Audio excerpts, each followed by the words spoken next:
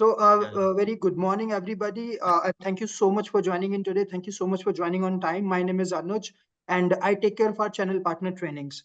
And I welcome you all to this session on factor investing and on which is also known as smart beta funds. So session investing or smart beta funds के बारे में आज बात करेंगे. But before I proceed, let me introduce you with our guest speakers for today's session, Mr. Ishkaran and Mr.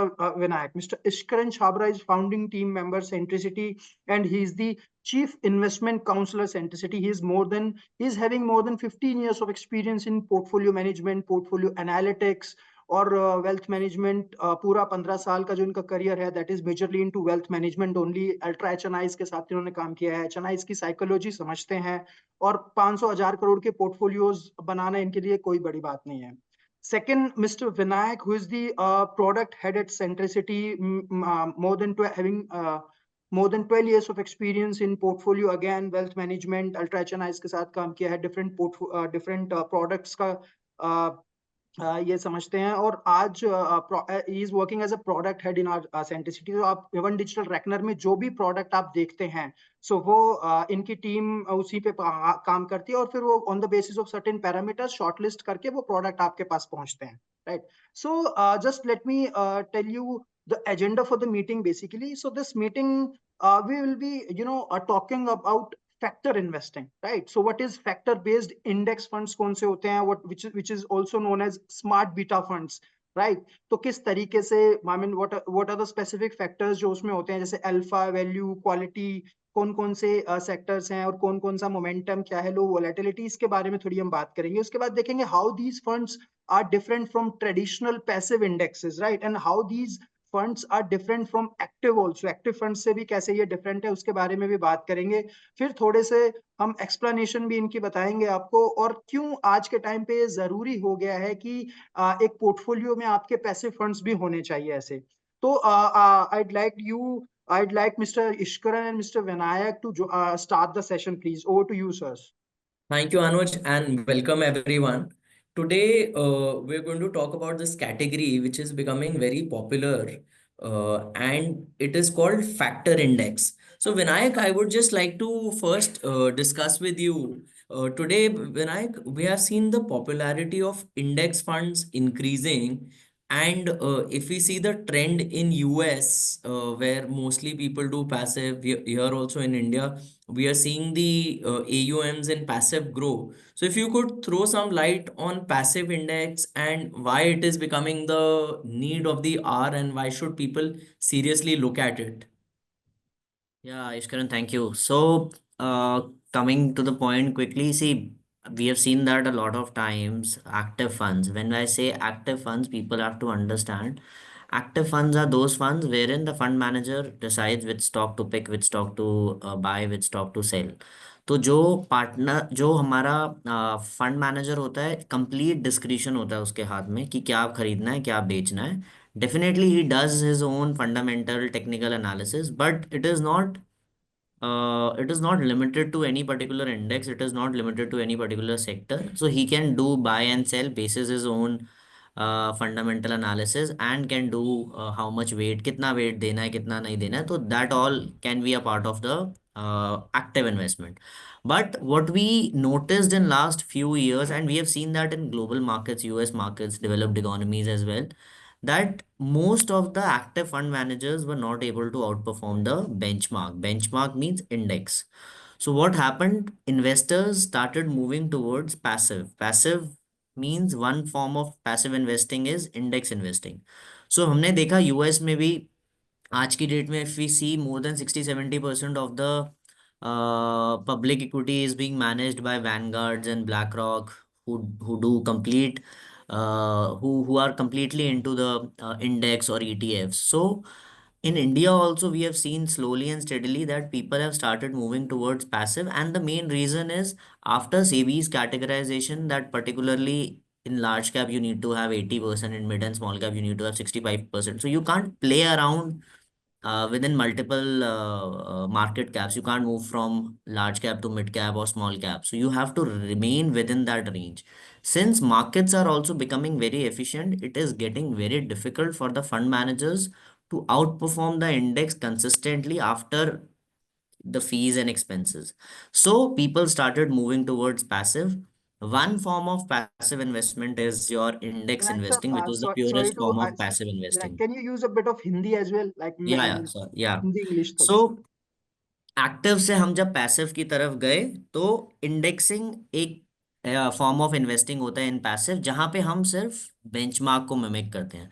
तो 7 साढ़े 7 लाख करोड़ का AUM था पैसिव का, 12 लाख करोड़ के आसपास आज एयूएम हो गया एक पैसिव फंड्स का। So we can see that people are moving towards passive style, because अगर हमने एनालिसिस भी किया we realise that large cap के केस में अगर हम देखेंगे तो 5 साल 10 साल के अंदर सिर्फ 15-20% ही फंड्स हैं जो आउट परफॉर्म कर पा रहे हैं इंडेक्स को। सो अगर इतना ही कम चांस है आउट परफॉर्म करने का इंडेक्स को, प्लस अगर आपने बेस्ट परफॉर्मिंग फंड पिक भी कर लिया, then also you don't know that that fund will remain the best performing fund. आज वो फंड अच्छा कर रहा है, 3 साल बाद वो फंड अच्छा नहीं करेगा। और जितनी बार हम पोर्टफोलियो को चर्न करते हैं कहीं ना कहीं उतनी बार बहुत सारे फैक्टर्स, बहुत सारी कॉस्ट इन्वॉल्व हो जाती हैं। सबसे बड़ी कॉस्ट होती है जितनी बार हम पोर्टफोलियो या किसी भी फंड से एग्जिट करते हैं और री इन्वेस्ट करते हैं, we have to pay taxes. Every time we have to pay 12.5%। अब now long term capital gain on equity is 12.5, so हर बार हम 12.5% टैक्स देते हैं। तो कहीं ना कहीं बहुत बड़े फैमिली ऑफिसेज ने भी, ऑल इन्वेस्टर्स जो समझते हैं इस मार्केट को, दे रियलाइज्ड कि अगर हमें लार्ज कैप या कुछ specific large and mid cap वाली थीम्स को ही प्ले करना है, तो why not we invest only in index, so that we have a higher probability कि 70 to 80% of the time index will do better, and we don't have to reshuffle the portfolio and pay taxes every year. If we can stay invested for next 5 years, 10 years, 15 years, probably that is the point why people started moving towards passive and index. So Plus when it I is cost efficient as well. You pay less than half the percent of fees that you earn in active. So Vinayak, why this is important also to add some 5%, 10%, that obviously depends upon the client, but portfolios में add करना जरूरी है। कहीं ना कहीं Economic Times में headline आ जाता है, मनी कंट्रोल पे हेडलाइन आ जाता है कि 75-80% of the large cap funds have underperform the benchmark. So you have to be cognizant of client questioning you, उससे पहले आप थोड़ा सा पोजिशन पैसिव्स में ले सकते हो। That is very critical and important from a portfolio structuring and deployment point of view also.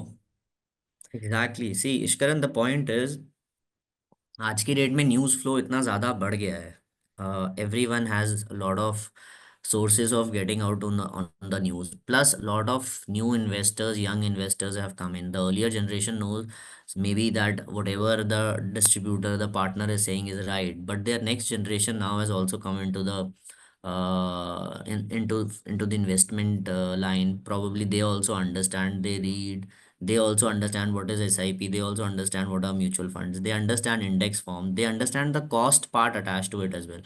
So why is it important? Because if we'll not talk to them about these new themes coming up, probably over a period of time, we can see that a lot of online platforms are there where if somebody selects large cap as a category, probably index funds will start popping up rather than the active large cap funds. So eventually आज नहीं तो कल पता चल जाएगा कि index fund ज्यादा बेहतर कर रहे हैं 3-5 साल के अंदर, 10 साल के अंदर ओवर एक्टिव फंड। सो कहीं ना कहीं, and we are not saying that the entire portfolio has to be based on passive और index. See, it has to be a mix of both passive and active. We still believe that there are some pockets where active fund will do better than passive, but there are clearly certain categories where it is very difficult to outperform the benchmark. There we believe that it makes a lot of sense to add index and passive. So when I keeping on these lines, there are these smart index or beta investing which has become very popular, and typically we've seen that the earnings also are much better in them, and they have outperformed also. So we feel that can it be the best of both the worlds? But just to explain to our partners, अपने partners को समझाने के लिए, factor index है क्या, मतलब what is factor and why is it becoming popular? Yeah, yeah. A very important question. I think that is the crux of today's call. So, see, एक हमें समझना था पैसिव क्या था, एक एक्टिव क्या था. तो पहले मैंने वो कवर किया एक्टिव, जहाँ पे फंड मैनेजर कॉल लेता है, उसके हाथ में डिस्क्रिशन है. एचडीएफसी बैंक आज खरीदना है, कोटक महिंद्रा बैंक कल बेचना है. एक है passive. Passive is basically, with in passive indexing is one thing. जहाँ पे अगर मैं सेंसेक्स का फंड ले लिया, तो सेंसेक्स की 30 कंपनीज में सेम प्रोपोर्शन में ले लूंगा जो सेंसेक्स में है. अगर निफ्टी ले लिया तो निफ्टी की सेम प्रोपोर्शन में ले लूंगा. निफ्टी मिड कैप 150 ले लिया तो मिड कैप 150 की सेम प्रोपोर्शन में ले लूंगा. सो that is purest form of passive which is indexing. Clearly मैंने सारा का सारा इंडेक्स कर लिया, कोई चेंज नहीं है. जो भी इंडेक्स के अंदर कॉन्स्टिट्यूएंट्स हैं, जिस वेट में है उस वेट में मैंने अपने फंड में बाय कर लिया. That is the cheapest form and that is the purest form. Now we talk about smart beta factor based investing. So this is slightly different. Here you add a certain amount of rules to the style of investment. Here also fund manager का कोई discretion नहीं है. Fund manager decide नहीं करता है क्या खरीदना है क्या बेचना है. एक रूल बना दिया, जैसे कि लेट्स से, और रूल को भी कैसे डिसाइफर किया है. Probably there are lot of factors. Factors means, अभी हम देखते हैं कि रिटर्न्स कहाँ से आया. मैं लार्ज कैप में पैसा डालूं, मिड कैप में पैसा डालूं, स्मॉल कैप में पैसा डालूं, कहाँ से रिटर्न जनरेट हो रहा है. But large mid small is also like one of the factors that is called size. So basically, you don't bifurcate the portfolio basis large, mid, and small. Other than that, you bifurcate the portfolio from the underlying factor which is driving the returns. Let's say I am talking about quality as a factor. So that means I'll invest only in companies which are of high quality. High quality means that their cash flows are very aligned, their ROC is very high, their ROE is very high. So relatively strong companies on the quality side. So you give a rule based parameter wherein you say that out of the top 200 companies, I'm just giving you an example, I'll pick top 30 companies basis the quality filter. It could be quality, it could be value, it could be momentum, it could be alpha. There are at least 5 6 factors which are there. But fund manager has no discretion. You pick up a universe out of which जो भी companies उस factor के हिसाब से top 30 या top 50 या जो भी हमने इंडेक्स डिसाइड किया है उस क्राइटेरिया में फिट इन होती हैं, आपका फैक्टर इन्वेस्टिंग फंड जो है उसको रेप्लिकेट करता रहता है.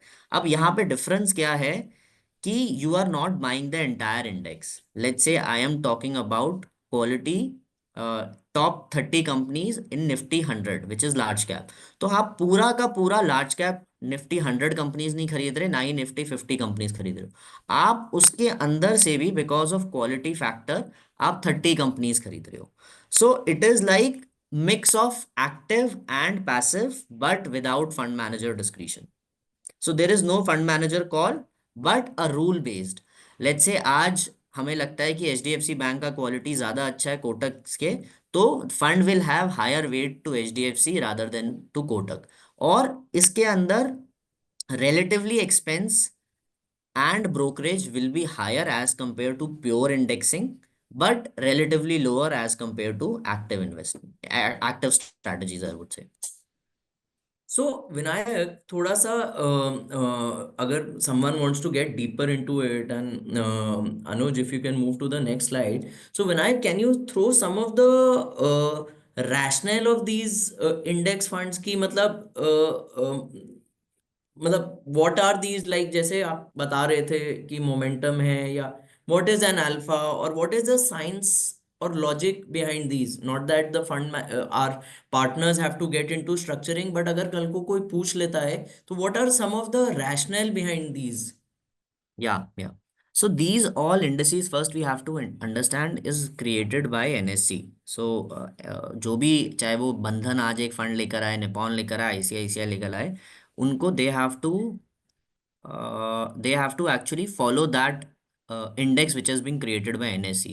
So अगर दो एएमसीज हैं, दोनों क्वालिटी एज अ फैक्टर और सेम यूनिवर्स को कैप्चर कर रही हैं, so probably they'll have the entire same portfolio, but the portfolio will be made in line with what the NSE has created in the benchmark. So I'll just cover up a few factors why we pick up.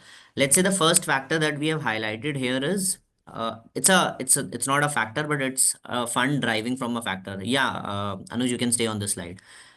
The previous slide, slide number 7. Yeah. No, slide number 8. This is fine. This is fine. Yeah. So Nifty 100 low wall 30. So here low wall is the factor. Low wall means low volatility. What we believe is that probably there are times when markets will be relatively expensive, market will be relatively very volatile. During those times, if we invest into companies which are having the least volatility, probably that are going to deliver less drawdown. So portfolio अगर यहाँ से market 10% गिरेगा, probability is that these companies which are low vol companies probably will have a lower fall and will have a higher expected return during that time frame. But you have to read the fund and then you have to pick it what is the universe and what is the factor involved. So if you look at Nifty 100 low vol, that means Nifty 100 is the universe, which is your top 100 companies. Second low wall is the factor, and 30 is the number of companies that the fund will invest in. So fund will invest in 30 companies which are having the least volatility out of the top 100 companies in India. Very Why we have to enter? Because we believe that probably there are times when low wall strategy as a overall composition of the market probably will do better. And we have seen that. I can cover up that in the later part. In last 9-10 years, this index has never delivered negative returns in any of the calendar years. So coming to some of the returns, I was seeing Vinayak, like how they have outperformed against the respective Nifty 100 index over 3 year, 5 year, 10 period shows you that the consistency they bring in. But Vinayak, tell me on the factor index, you said there are 30 companies. Just taking this Nifty 100 low volatility 30 example, Yeah. how often does the fund manager or NSE change the composition of index and how is it structured? No, so basically, most of the index do rebalancing. Rebalancing can be of two things. See, first is changing the weights within the index, which usually happens on a quarterly basis. Then the second part is, let's say the 30 companies composition also gets changed. Let's say two companies are moved out of that index and two new companies are entered into the index. That usually happens on a half yearly basis, semi-annually. So your rebalancing in the terms of company adding or exiting happens on rebalancing, happens on a half yearly basis, but changing the weight usually happens on a quarterly basis. Fair enough. This is a function because Nifty, basically NSE might remove a Nifty company after 6 months, and that's why the universe might get changed after 6 months. But quarterly, the weights and the amount given to those get changed every quarterly. Absolutely. So Vinayak, in one of the subsequent slides, if we can show to our partners how this has played out over 5-10 years, these kind of strategies, and how they have done in different cycles. Yeah. Anuj, just move forward. Yeah, yeah. So a lot of numbers, probably I'll highlight a few numbers only. I know that's too much numbers for anyone who's looking the slide for the first time. So CAGR on the top, I'm just reading out the heading. CAGR is the returns, that annualized returns that you have made. Next is your volatility, and which is standard deviation, and Sharpe is basically your risk adjusted returns. So let's talk about risk adjusted returns. That means for a particular amount of risk that we are adding to the portfolio, are we generating returns in tune of the risk or not? So if you look at Nifty 100 low vol 30 over a 10-year period, let's say the last column, 10-year Sharpe ratio is 0.52. But if you look at Nifty 50 itself is 0.32, and if you look at average of top 10 large cap funds, which is at the bottom row, is 0.37. So what does that mean? And plus if you look at 10-year CAGR as well, for Nifty 100 low vol is 14.29, But if you look at average of top 10 large cap funds is 12.85.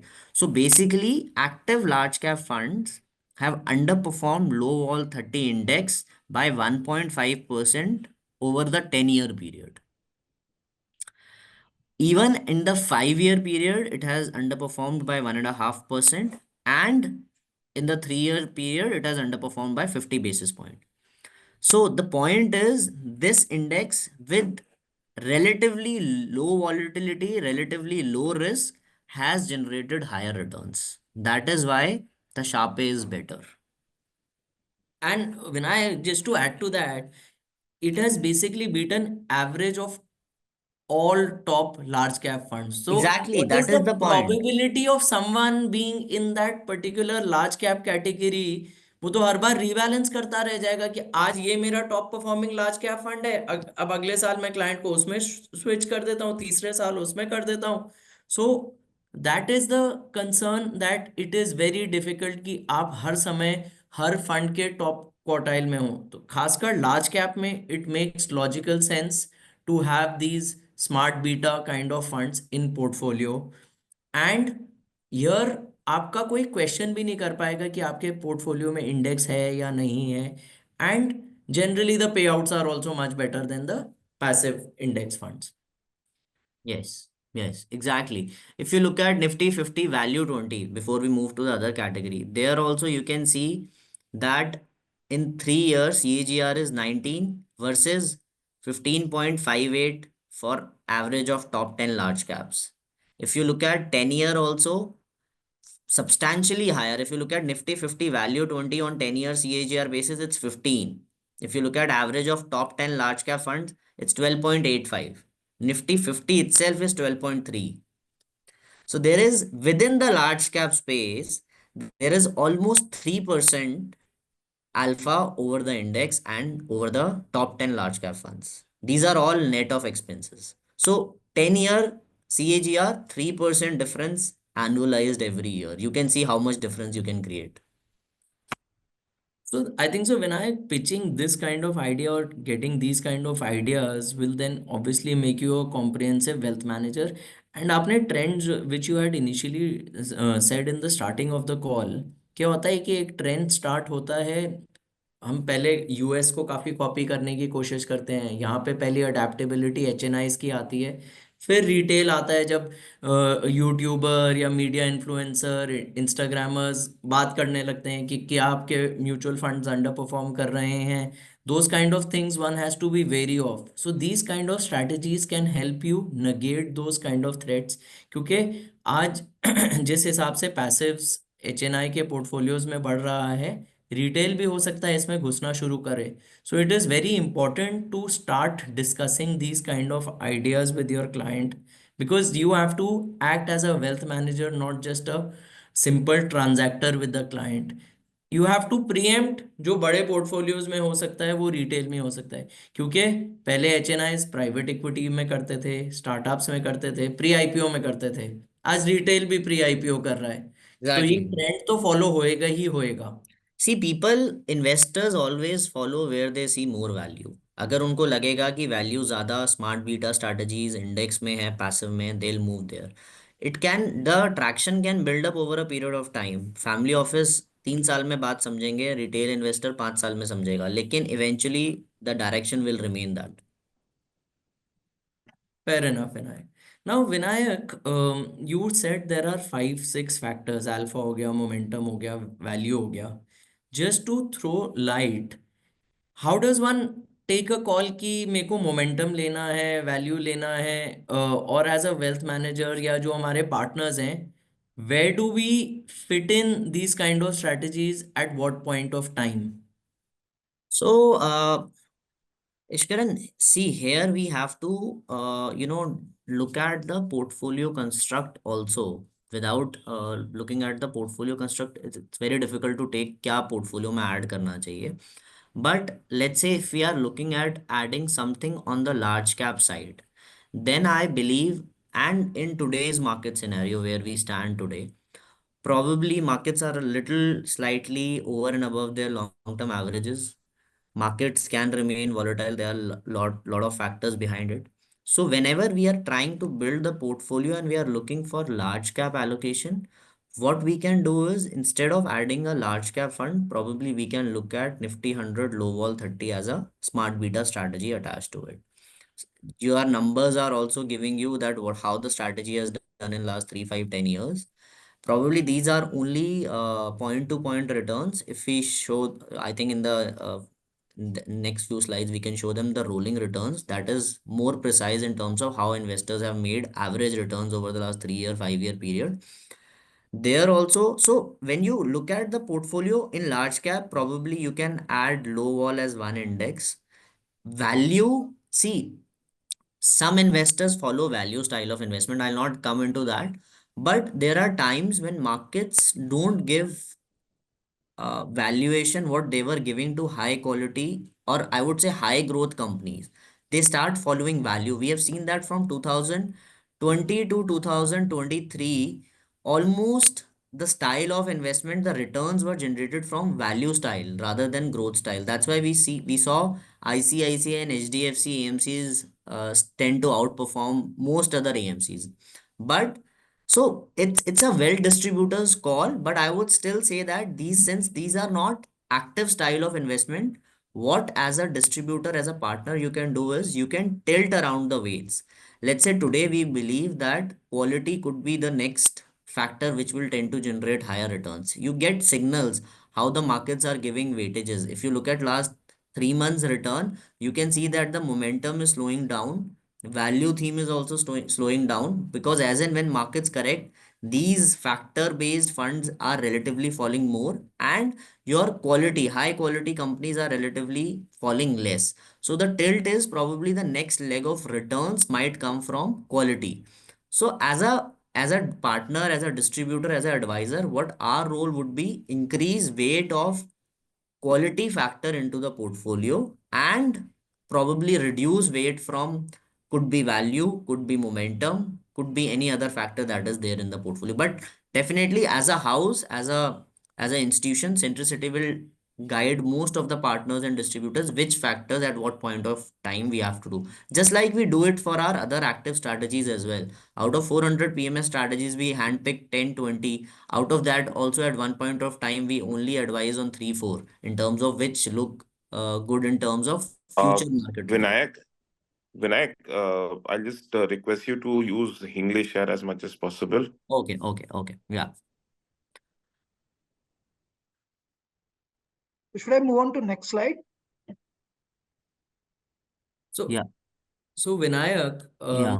अब इसको मतलब इसको देखते हुए मतलब अगर आज आप बोल रहे हैं मार्केट वैल्यूएशंस थोड़े बॉर्डर लाइन एक्सपेंसिव पे हैं, हाउ ये जो डिफरेंट फैक्टर्स हैं, अगर हम अपने पार्टनर्स को दिखा सकें कि डिफरेंट ईयर्स में कौन सा फैक्टर सबसे अच्छा चलता है, उससे लोग रिलेट भी कर पाएंगे. People will be able to have a look at the portfolio also. And I think so Faraz here wants to add something. He has his hand raised, I believe. No, I don't want to add anything. Vinayak, Abhi, you said something very interesting. Generally, देखो, I know you said कि अभी the quality will work much better instead, and that is where the whole action is going to be. तो quality का क्या मतलब है? क्योंकि अगर हम लो वॉल को लें, लो वॉलेटिलिटी, वो भी शायद क्वालिटी में ही आएगी या वैल्यू नहीं में नहीं ही नहीं आएगी. नहीं, So क्वालिटी थोड़ा सा उसको elaborate कर सकें अगर आप. नहीं नहीं, quality is probably investing in companies which have high ROE, which have high growth, which have growth, I mean, in terms of visibility, which have low debt to equity. Low vol itself looks at how volatile the companies are. Probably a low quality company can be least volatile at times. A high quality company can also be least volatile at times. So volatility is more towards how how much deviation we see from the mean. Let's say average stock in last 1 year goes up and down by 5%. Average volatility is 5%. But can that company be high quality company? Yes. So quality has a different parameter, which is more towards ROE, ROC, debt to equity. Low vol is has no, as a factor, has no correlation with quality. So for us, quality means buying good quality companies. Could be Asian Paints, Nestle, HDFC Bank. Low vol can be different. Low vol means any company which might not be a high quality company, but due to the market sentiments and trend might be low, might come under low vol. Low vol means not moving plus lot of not, I mean the range, it's a range bound kind of a return. It's not like it'll go down -20% and it'll go up +20%.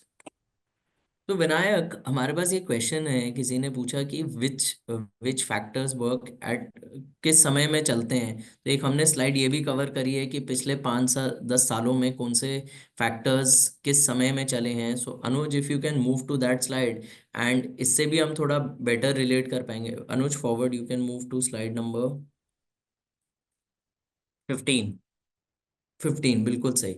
सो अगर इस slide को देखें, जैसे for example Covid year आया, Covid year में momentum नहीं चलेगा। क्यों? क्योंकि उस फंड को या उस इंडेक्स को रीबैलेंस करने में वो उतना समय लगता है। जैसे अगर मैं 2022 करूं, यूक्रेन वॉर था, मार्केट नहीं बनी थी। अगर हमने ऊपर ना निफ्टी की रिटर्न डाली है 3.02%, अगर आप देखेंगे उस समय मोमेंटम और अल्फा एक डिफिकल्ट टाइम से निकले थे, क्योंकि उसको रीबैलेंस करने में उस समय में टाइम लगता है। लेकिन जब बुल मार्केट रन होता है, आपका अल्फा और मोमेंटम सबसे टॉप पे चलते हैं। So that is the key to understand which factor to get to the client portfolio at that point of time. Vinayak, Correct. आप इस Correct. So you are right. I mean, if you look at market phase, most of the time when the market is in bull phase, we can see that the alpha and momentum as a factor will do well. Whenever the market is sideways or bearish, probably low vol or value will tend to do better. The only important thing is if you look at from calendar year 14 till 24, low vol as a factor has never given negative returns. Although calendar year 24, we recommended low vol being one of the things that we should look at for calendar year 24 and for going forward calendar year 25 as well. Although it has given the least returns in calendar year 24 because of the hit in FMCG and auto companies which were part of low wall and had the maximum hit because of the earnings downturn. But we still believe that whenever the markets are sideways, whenever the markets are probably way ahead of its earnings, as a factor, you have to look at low wall and value. Vinayak, Whenever, yeah, Vinayak, Hindi, please. हाँ sorry Sorry. Sorry. तो जब भी market तेजी में रहेगी, हमें alpha और momentum वाला फैक्टर वाला फंड पकड़ना है। और जब भी मार्केट साइडवेज रहेगी, रेंज बाउंड रहेगी, ज्यादा मूवमेंट नहीं रहेगी, या एक्सपेक्टेशन ये रहेगी कि मार्केट बाजार तेज है, अर्निंग्स से ज्यादा अर्निंग्स फॉलो नहीं कर रही हैं, प्राइस मूवमेंट ज्यादा रहा है, प्रोबेबली उस टाइम पे लो वॉल या वैल्यू जैसा फैक्टर ज्यादा प्ले आउट करेगा। That we have scene.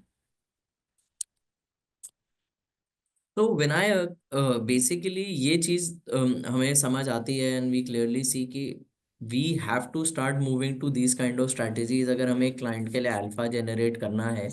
हम्म। वो एग्जैक्ट कौन सा किस समय पे करना है, ऑब्वियसली पार्टनर क्लाइंट के पोर्टफोलियो को एलोकेशन को देखते हुए, क्योंकि कितना वो लार्ज कैप में है, कितना मिड कैप में है, कितना स्मॉल कैप में है, और इस ट्रेंड में हम बुलिश किस पर्टिकुलर थीम पे हैं। बेसिस दैट हमें पोर्टफोलियो में ये स्ट्रैटेजी फिट करनी पड़ेगी। So on that basis I think so we should open up this for question so that we can. But I just want to show that slide on the rolling returns one so that we are there that probably how much return differential are there. So इश्करन अभी तक हो क्या रहा था कि सब लोग धीरे धीरे we are probably when we are talking about smart beta, जब हम स्मार्ट बीटा फैक्टर के बारे में बात कर रहे हैं ना, probably I would say that हम थोड़ा मार्केट से अहेड चल रहे हैं। अभी क्या है कि अभी people have started talking only about index and passive. लेकिन जब हमने थोड़ा सा और रिसर्च किया, तब हमने रियलाइज किया कि रादर देन सिर्फ निफ्टी 50 कंपनीज को लेने की बजाय अगर मैं लो वॉल या वैल्यू ले लूंगा, I can generate with in the same risk, with in the same universe, same companies, I can generate substantially higher alpha. तो विद इन पैसिव ऑल्सो आप ज्यादा रिटर्न टारगेट कर सकते हो by being in the smart beta factor based.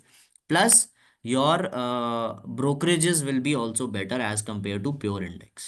सो हम client को ये नहीं बोलेंगे कि हम सिर्फ निफ्टी 50 कंपनीज खरीदेंगे। व्हाट हम ये कह सकते हैं कि हम निफ्टी 50 में से भी वो 20 या 30 कंपनीज खरीदेंगे जो in last 5 years, 10 years, as a overall composite of Nifty 50 has delivered better returns. तो Anuj, you can also move to next slide. एक मैं थोड़ा ट्रेंड पे जो हमने विनायक, शुरू इसमें ना किया। I have a question. सो अभी हम्म यू सेड कि इन लो वोलेटिलिटी, जो लो वॉल्यूम लो वोलेटिलिटी था, उसमें उसने अंडर परफॉर्म किया था ब्रॉडर इंडाइसेस को, may be in the next in 2024। और अभी आप बोल रहे हो करंट 24 के लिए, 25 के लिए ऑल्सो यू आर प्रमोटिंग, और यू आर सेइंग कि वोलेटिलिटी लो अच्छा चल सकता है। सो क्यों हम्म अंडर परफॉर्म किया था और अभी क्यों अच्छा चल सकता है, ऐसा नहीं, अंडर है? परफॉर्म इसलिए किया था क्योंकि लो वॉल 30 कंपनीज के अंदर जो कॉम्पोजिशन सेक्टर का था वो एफएमसीजी और ऑटो का ज्यादा था एक टाइम पे, and probably those companies have the maximum hit जब अभी लास्ट 3 मंथ्स में मार्केट करेक्ट हुआ, but that is a very short term phenomena. Yes. We still believe that यहाँ से रिटर्न जनरेट करना probably, I think we are about at the peak of the bull run. Maybe market will be little sideways. I'm not sure whether it can be bearish, but it can be sideways. So okay. उस angle पे मुझे लगता है कि next 2-3 years के लिए low vol could be a best index to have. See, it's like at times when we are super bullish, when the markets are super cheap, हम mid and small cap के अंदर पैसा डालते हैं। जब बाजार काफी तेज हो जाता है, मिड एंड स्मॉल कैप थोड़ा ऐसा लगता है कि थोड़े हीटेड हैं, जो कि आज के टाइम में है। अगर अर्निंग्स आ जाएंगी तो मिड एंड स्मॉल कैप में कोई प्रॉब्लम नहीं है, लेकिन अगर अर्निंग्स फॉलो नहीं करी तो probably mid and small cap will see, I would से, relatively larger correction than large caps, although large caps will also correct। तो उसी फैक्टर के हिसाब से हमें लगता है, उसी रिस्क एंगल के हिसाब से हमें लगता है कि low vol as a sector should do well in next couple of years when the markets are expected कि थोड़ा साइडवेज रहेगा, इतना ज्यादा मोमेंटम नहीं रहेगा। So you because mean to पिछले say 3 साल में whenever हमने the बहुत मोमेंटम देख लिया है। सो यू मीन टू से अभी जो थोड़ी कंजप्शन की डिमांड जो इस कम हो गई थी, that will be mean shoot up हो जाएगी, और फिर हम इसमें रिकवरी देखेंगे, क्योंकि FMCG is the main sector and automobile are the two sectors in it. तो next may be next couple of quarters में थोड़ा सा इसमें शूट अप हो सकता है। Exactly exactly. Okay fine. So, Vinayak, I have a question over here. ये देखो, जनरली हम लोग जब when we are talking about जो मास इन्वेस्टर्स हैं, ये देखो जो HNI पोर्टफोलियोज में होता है, सब कुछ होता है, वहां पे थोड़ा सा रीएडजस्टमेंट ये सब फ्रीक्वेंटली हो जाता है। बट रिटेल इन्वेस्टर्स के साथ या मास इन्वेस्टर्स के साथ, माने you it is very difficult कि हम आज कहें कि आप ये स्ट्रैटेजी ले लो, कल आप ये स्ट्रैटेजी ले लो, परसों आप ये स्ट्रैटेजी ले लो। सो कुछ एक एवरग्रीन आइडियाज जो आपके दिमाग में आते हैं, या जैसे अगर हम ये कहें कि अगर ये 3 हमने स्टाइल ले लिए, तो ये हर तरीके की मार्केट को ये 3 स्टाइल या ये 2 स्टाइल ऐसे हैं कि अगर आपने अपने पोर्टफोलियो में ले लिए, तो ये 2 स्टाइल हमेशा एक आपके आई पोर्टफोलियो में। Understand Faraz, very important question. अगर हम स्लाइड पे देखें जहाँ पे हम हैं, उसी के हिसाब से most of the cases in our portfolios we tend to have low vol and momentum together. So low wall will relatively try to be conservative. Momentum will try to be little ahead of market.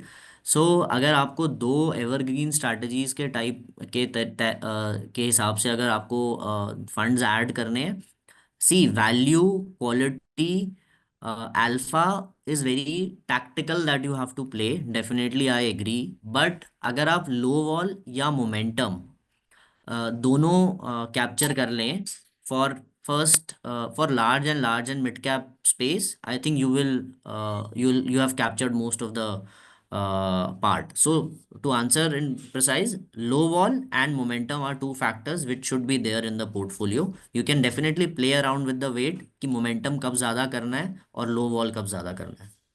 अच्छा, एक और चीज आती है यहाँ पे विनायक के, इसके अंदर जो फैक्टर इंडाइसेस के जो हैं आपके, इसके अंदर कोई कहते हैं टॉप 50 है, टॉप 100 है, कोई टॉप 200 भी होता है, कोई टॉप 500 भी होता है।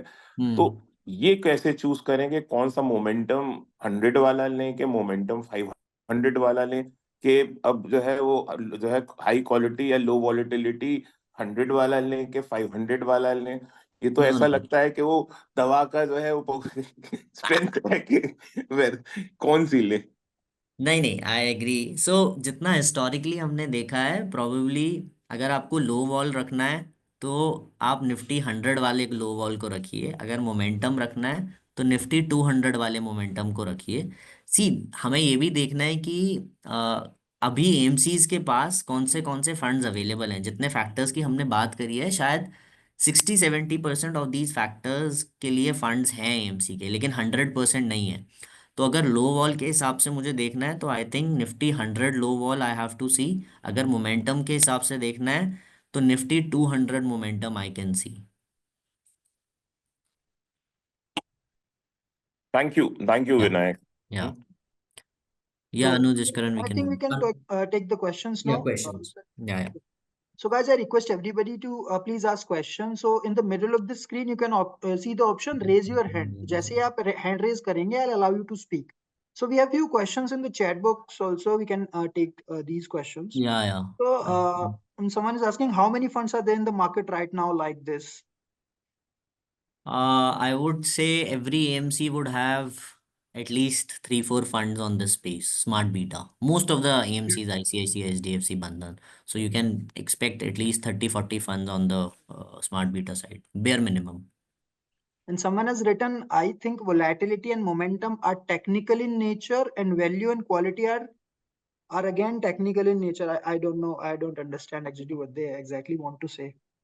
1 second, I'll also read. ये मुझे मुझे जो लगता है ना कि Vinayak what he is trying to say is के जो वैल्यू और वो जो है कह रहे हैं टेक्निकल इन नेचर है, वो शायद फंडामेंटल बेस्ड है। वो दूसरा चीज है कि फंडामेंटल बेस्ड है। नहीं ऐसा, सी यहाँ पे ना फंडामेंटल का पार्ट थोड़ा सा डिफरेंट है। Value is when you try to buy out companies which are relatively not expensive or which are markets are not looking at those companies. So value is a different style. Momentum is not technical, I would say, but momentum will try to capture companies which are having higher 6-month 12-month moving average. So definitely momentum will be there. Momentum will do wonders when the market is in the bull run. It'll be the best performing strategy because prices will start moving beyond their 6-month and 12-month moving average, and value will relatively do well when the markets look super expensive, or when the markets are not giving weightages to high valuation companies. Like at one point of time we have seen that markets have not given weightages to Bajaj Finance, Asian Paints, Nestle. Rather than they have given more weightages to companies like which are more value driven, could be Bharti Airtel, L&T, ICICI Bank at one point of time. तो विनायक एक और question है मेरा यहाँ पे, sorry मैं ही सारे question पूछे ले रहा हूँ। थोड़ा रिटेल वाला हूँ तो रिटेल का क्वेश्चन पूछूंगा कि अगर दो स्ट्रैटेजी, मैंने अगर आंसर सेम है तो आप वो सेम आंसर भी दे सकते हो, लेकिन दो स्ट्रैटेजी जहां पे मैं एसआईपी कर सकता हूँ लॉन्ग टर्म के लिए।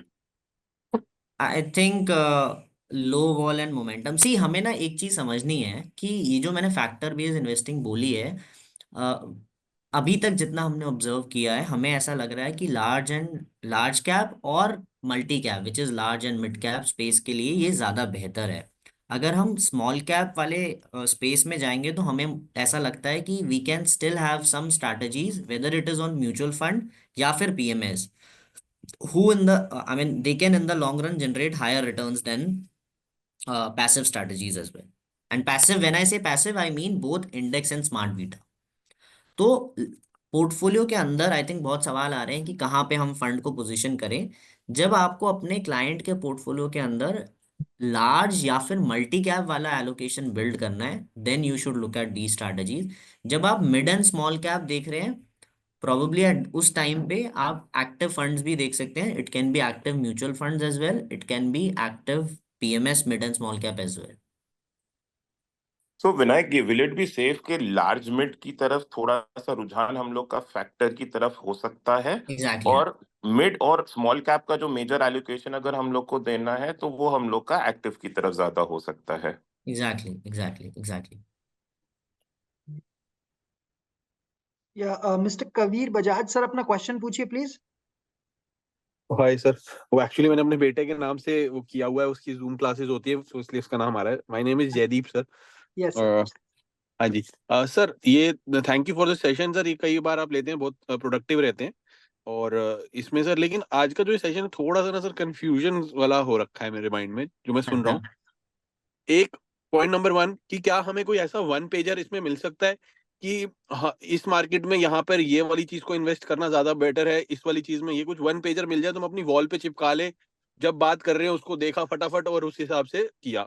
सेकंड, अगर हमें कुछ फंड्स के नाम भी बता पाओ इसमें कि सेगमेंट वाइज, तो उसको बेटर होगा कि इस वाली मोमेंटम के लिए ये वाले फंड्स बेटर हैं, या आप रेकनर पे डाल दो ये चीज। नहीं नहीं, ये नेक्स्ट स्लाइड अनुज में है। नेक्स्ट स्लाइड पे आओ एक बार। नेक्स्ट या so sir, we can I think we can share this deck with all our partners. Probably you can selectively take printout of the pages you believe will be more helpful. Because एक page के अंदर डालना थोड़ा सा tough हो जाएगा, but I can still try. Sir So अगर लेकिन निफ्टी स्टिल अगर ना 100, सर ये थोड़ा सा ना कंफ्यूजन हो रही है कि इस मार्केट में ये इमिडिएटली याद नहीं होगा ये चीज, और हम हाँ जितना मर्जी लिख लें सर वो उतने अच्छे से नहीं लिख पाएंगे जितने अच्छे से आप वन पेज बना के भेज दोगे। और नहीं नहीं ठीक है, I take your point, so we can do that, but ठीक है। तो अभी के लिए निफ्टी 100 लो वॉल अगर आपको रखना है तो आप आईसीआईसीआई का निफ्टी 100 लो वॉल 30 रख सकते हैं, हमने ग्रीन में भी मार्क किया हुआ है। अगर आपको निफ्टी टॉप 10 इक्वल वेट रखना है तो एक ही इंडेक्स है विच इज डीएसपी। अगर आपको मोमेंटम रखना है तो टू फंड्स है, अभी यहाँ पे हमने यूटीआई डाल रखा है बट मोतीलाल का भी फंड है, तो आप ये तीन fund for immediate actionable point I think you should look at these. I can talk about more on the momentum these side which is these mid are cap. Which fund sir, कौन से funds हैं ये? These are index funds on the okay. right sir, it's written na and ICICI Blue Nifty low yes, one. And हाँ for which market you suggested sir? Sir, low vol और momentum तो I would say you can as a strategy you can have it for a, I mean it's a, you can keep it for long term. It's, okay. you don't have to time it. Timing will be more we have to do when we take call for value, quality or alpha. So to start with, I think low wall and momentum we can have in the portfolio. So, Vinayak, यहाँ पे एक चीज जिस मैं point out करूंगा because there is a large number of partners हुआ there. Sir हम लोग के एक जो लॉगिन है हम लोग का, जो हमारा प्लेटफॉर्म है, वहां पे आपका देखिएगा एक मार्कॉम करके एक पूरा है जहाँ पे सारे प्रेजेंटेशंस आर देयर। ये फैक्टर इन्वेस्टिंग वाला भी प्रेजेंटेशन है। तो अगर आप हमारे प्लेटफॉर्म में आप जाएंगे, मार्कॉम में जाएंगे, तो आपको ये पूरा जो है सारे प्रेजेंटेशंस इंक्लूडिंग फैक्टर इन्वेस्टिंग आप वहां पे पाएंगे। और अगर आप चाहें तो उसको अपना को ब्रांड करके आगे भी सर्कुलेट कर सकते हैं। बट देन आपने जो अभी कहा, मैंने I think so Vinayak, we need to, our role is to make life easier for our partners.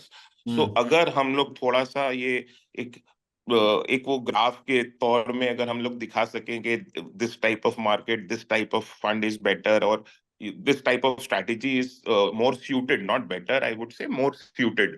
Perfectly set अगर सर, परफेक्टली सेट सर, बिल्कुल सही। ठीक है और ठीक है। दूसरा उसके अंदर मैंने एवरी मंथ, बिकॉज अब ये अगर ये passive smart beta, I am so sorry, smart beta funds are going to be so in the vogue in the coming days. So एक थोड़ा सा अगर हम लोग अपना जो वन डिजिटल रेकनर है जिसके अंदर हम लोग डालते हैं सारे मिड स्मॉल लार्ज सभी तरीके के थीमेटिक, उसके अंदर एक ये भी स्लाइड इंक्लूड कर सकें, and then we can have a possibility के वहीं से एक पार्ट हम लोग पुल आउट कर सकें। Done, we'll do that. Thank you. So let's take one or two more questions because Vinayak is there with us till 12. So Bulletproof Finance. Sir, please ask your question.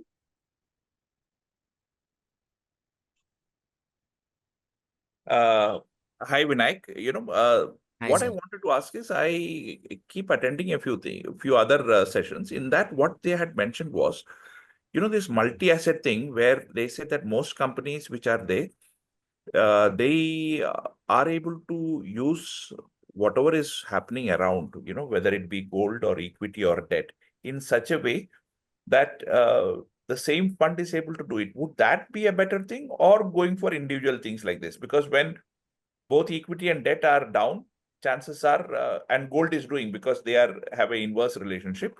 Or in the same way, when the equity market is doing quite well, they can invest into that. Is that as a strategy of this? They say that that's one of the large themes which have done well. Is that true?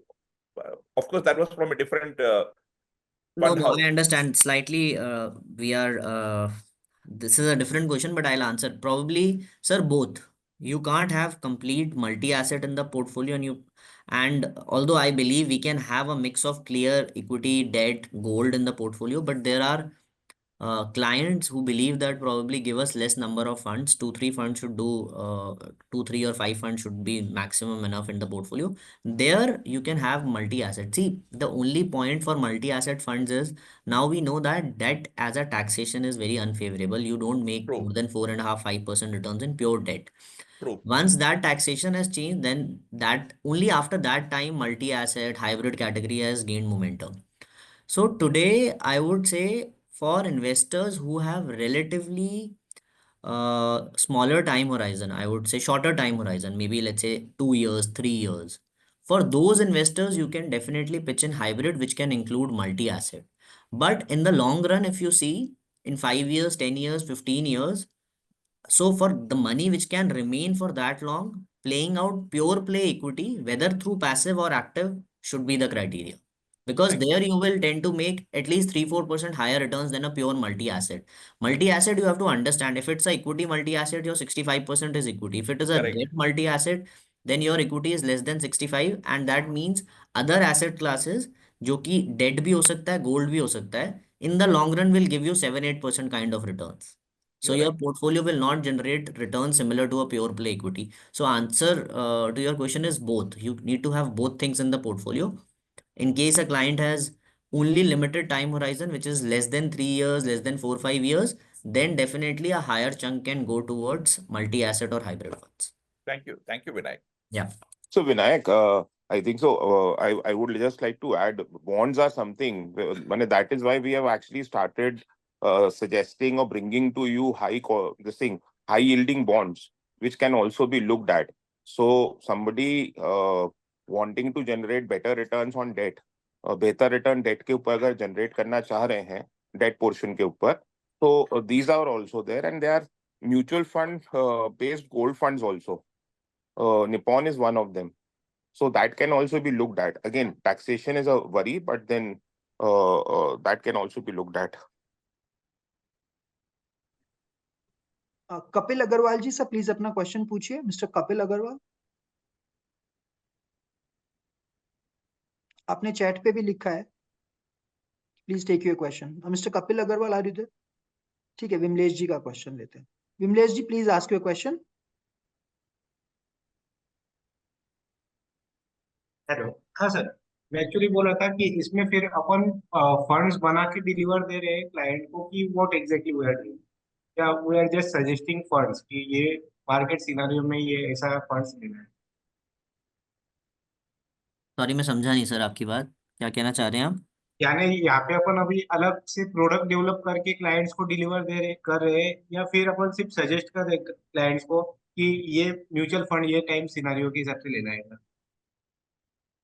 हाँ, नहीं sir, mutual fund इस scenario के हिसाब से देना है. जैसे मैं आपको बताता हूँ कि अगर आप किसी अपने क्लाइंट को लार्ज कैप फंड रिकमेंड कर रहे हैं, तो आप लार्ज कैप की जगह लो वॉल 30 इंडेक्स दे दीजिए, या डीएसपी टॉप 10 इक्वल वेट दे दीजिए. अगर आप कोई मल्टी कैप फंड दे रहे हैं जो कि लार्ज कैप बायस्ड है, तो आप उसकी जगह Nifty 200 momentum, UTI Nifty 200 momentum दे दीजिए. लेकिन फिर वो जो फैक्टर इन्वेस्टिंग बोले थे अपन, तो उसमें कुछ अलग से कुछ प्रोडक्ट दे रहे क्या? सर ये मतलब आई थिंक यही है प्रोडक्ट. और कौन सा product? I am not able to understand actually exactly what you are trying to से.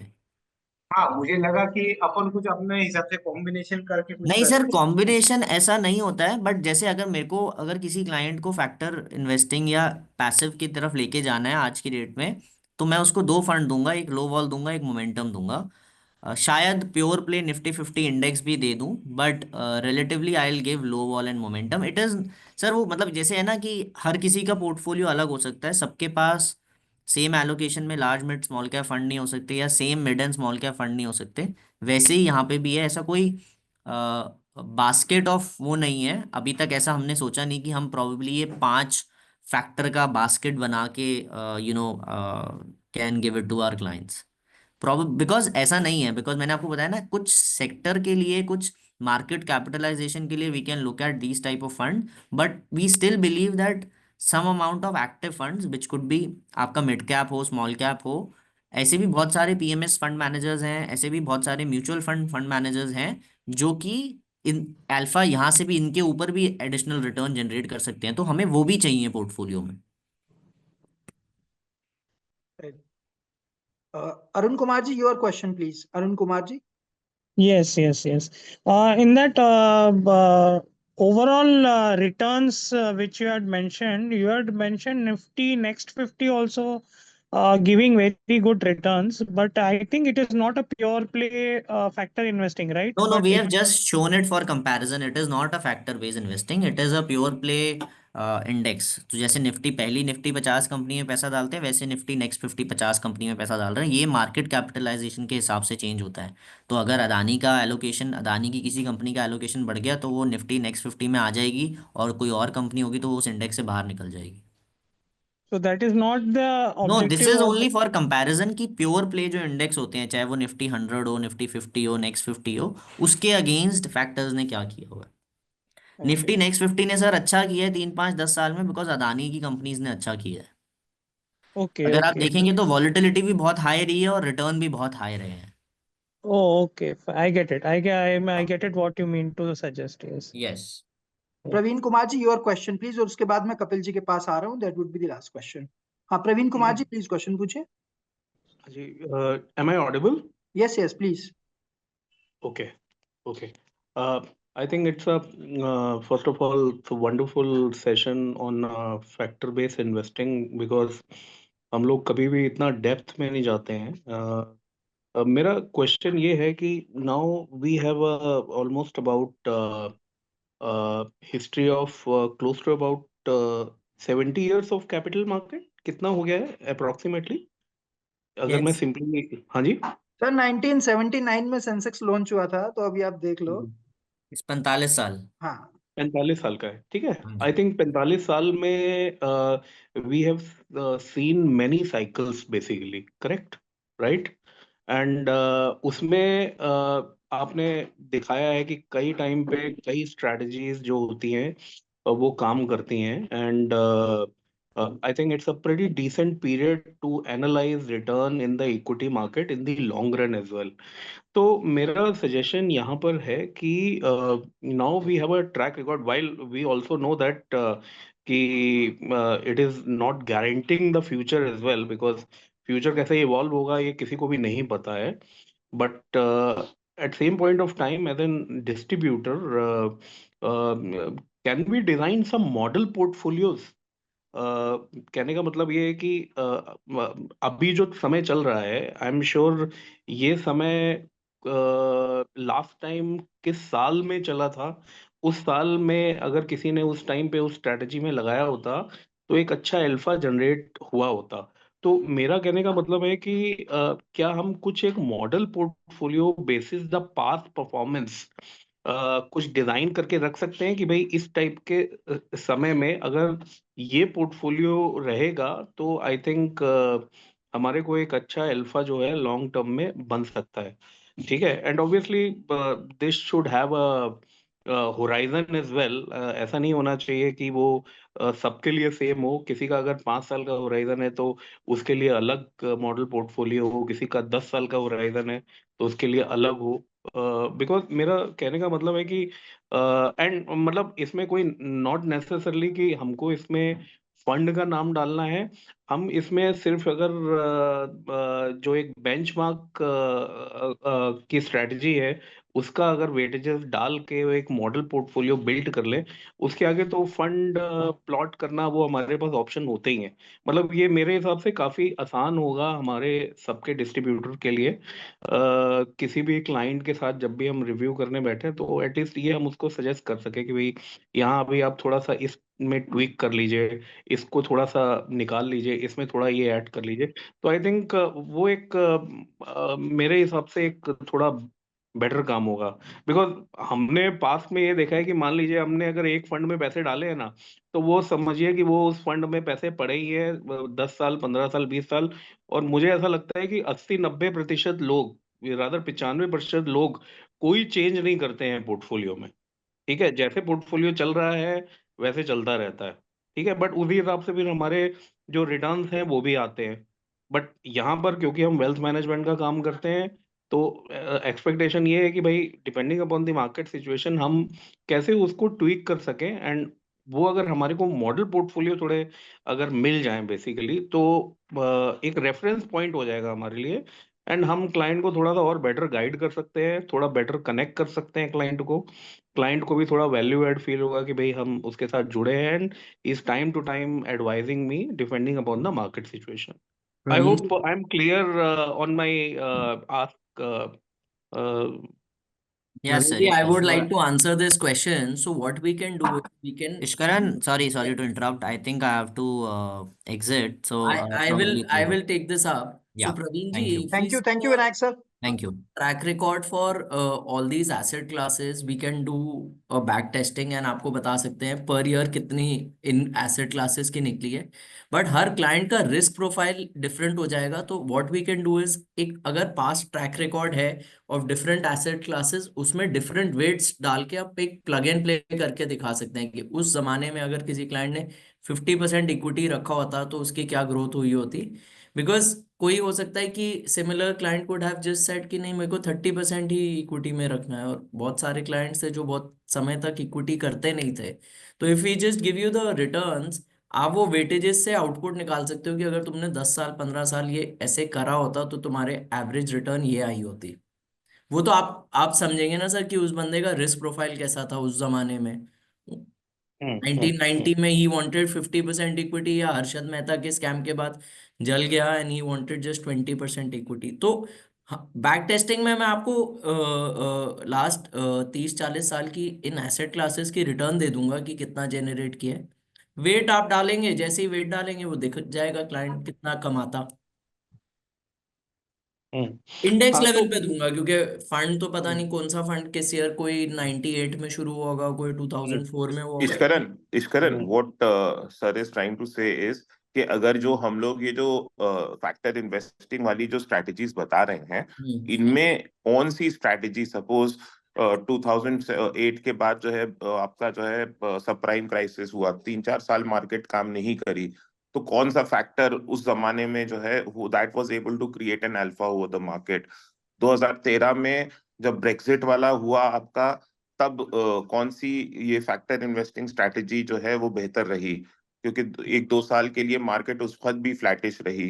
कोविड के दौरान में जब मानिए मार्केट जो है आपकी करेक्ट हुई और फिर वापस वी शेप रिकवरी हुई, उस जमाने में कौन सा जो है आपकी फैक्टर इन्वेस्टिंग स्ट्रैटेजी जो है had performed well?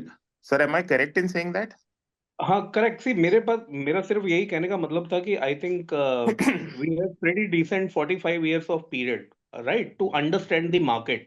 While nobody can understand the market कि वो फ्यूचर में कैसा करेगा, बट एक मेरे पास एक 45 साल का एक अच्छा पीरियड है एक रेफरेंस पॉइंट के लिए।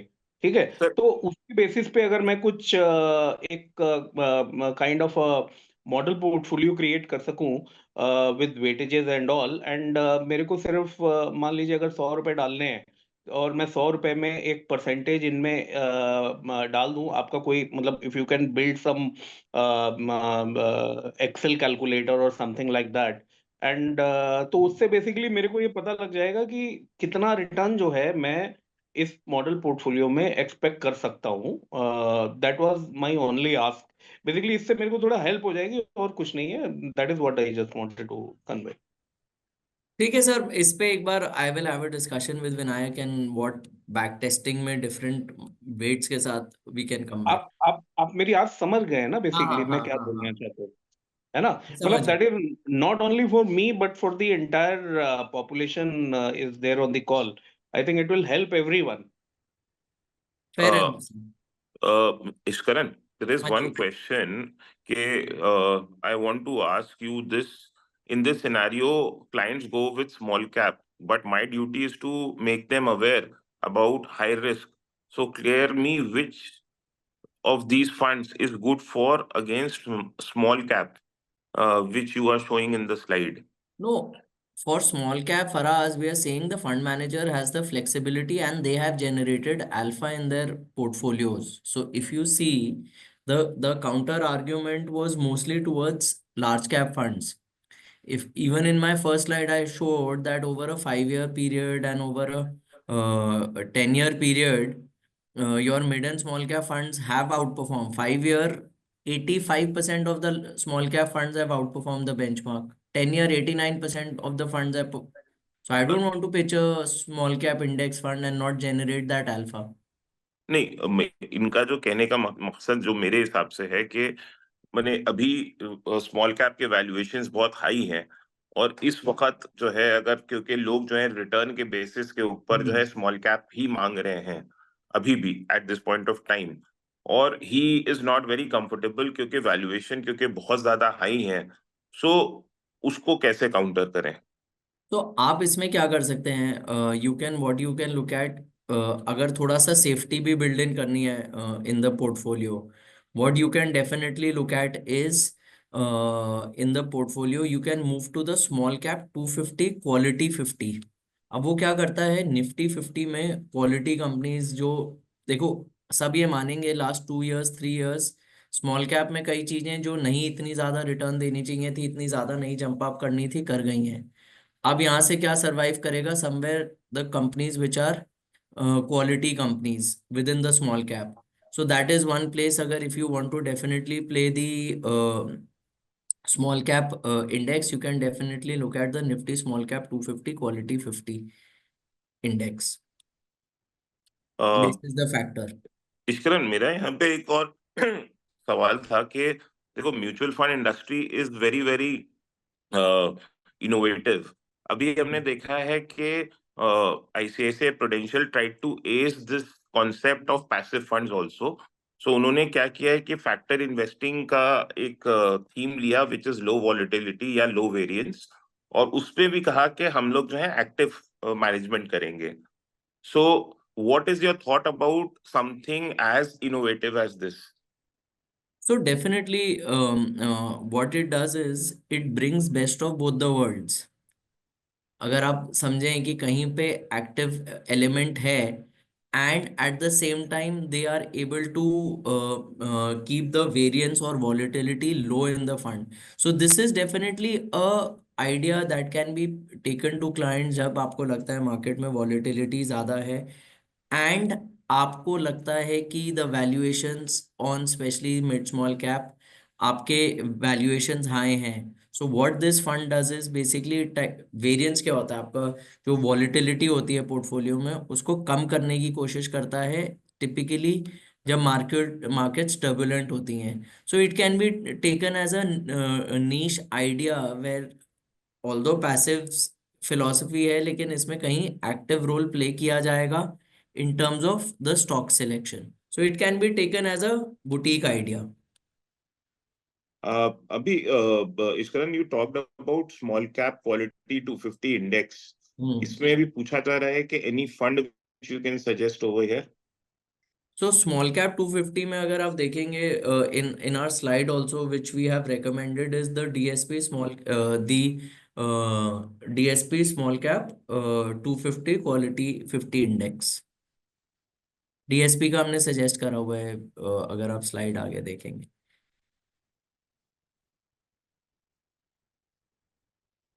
राजीव साहब, आप देखिए, आपको दिख रहा है, वो दूसरी स्लाइड में था इस वजह से आपको नहीं दिख रहा था।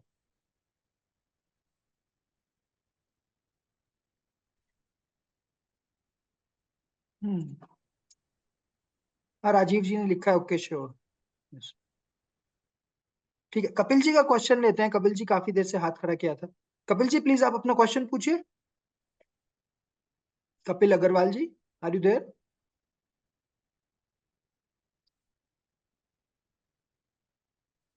Mr. Bharadwaj, Mr. Markandeya Bharadwaj. Yes, sir, please go ahead with your question. Hi, hello everyone. I just want to ask or just want to request that like we have one reckoner, right? जिसमें सारे funds हैं. So is there any reckoner or any document जिसमें हम कुछ ऐसा category के हिसाब से सजेस्ट कर सके क्लाइंट्स को according to their age group and all and current market scenario को देखते हुए।